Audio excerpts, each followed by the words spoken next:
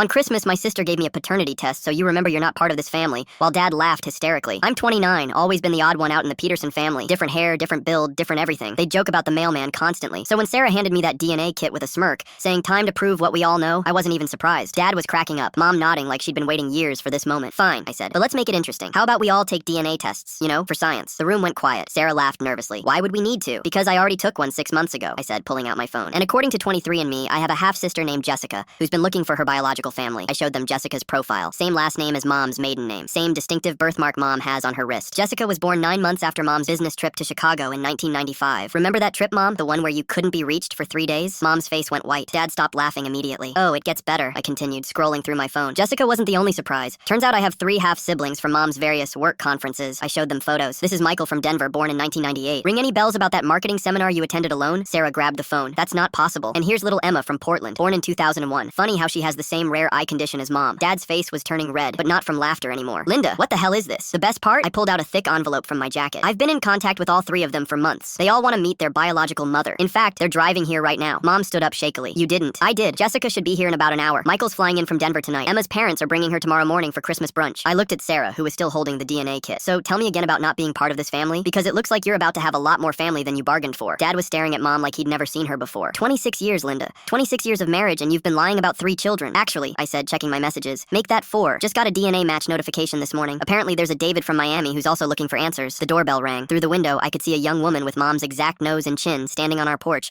holding a wrapped present. That'll be Jessica, I said, walking toward the door. I told her we were having a family reunion. Sarah finally found her voice. You planned this whole thing. You gave me 6 months to prepare after I took that DNA test. I shrugged. Did you really think I'd just sit on information this explosive? I opened the door. Jessica, come in. Meet your biological family. Jessica walked in, looking exactly like Mom did in old photos. Hi, everyone. I'm so excited to finally meet you all. The silence was deafening. Dad was gripping his chair so hard his knuckles were white. Mom looked like she might faint. Jessica's a pediatric nurse, I announced cheerfully. She brought cookies she baked herself. Isn't that sweet? Jessica smiled nervously at the shocked faces. I hope I'm not intruding. Jake said this was a good time to meet everyone. Oh, it's perfect timing, I said. Sarah here was just questioning whether I belonged in this family. Turns out the real question is whether this living room is big enough for all of Mom's children. My phone buzzed. Ooh, Michael just landed. He'll be here in 30 minutes. I looked around at their devastated faces. You know what? I think I'll go help Jessica bring in her luggage. She's staying for the week. As we walked outside, Jessica whispered, Are they always this quiet? Don't worry, I said, glancing back at the chaos through the window. They're just processing some new family dynamics. By the way, Michael's bringing his twin daughters. They're 8 and absolutely adorable. Jessica's eyes lit up. I've always wanted nieces. Well, you're about to have plenty of family, I said. Emma has 2 little boys, and David mentioned he has a teenage son who's excited to meet everyone. Through the window, I could see Sarah trying to fan Mom with a Christmas card, while Dad paced around the living room like a caged animal. Should we go back in? Jessica asked, looking concerned. Let's give them another minute, I said. They're still adjusting to the fact that their black sheep just became the family detective. Sometimes the truth doesn't just set you free, it redefines everyone's understanding of what family really means.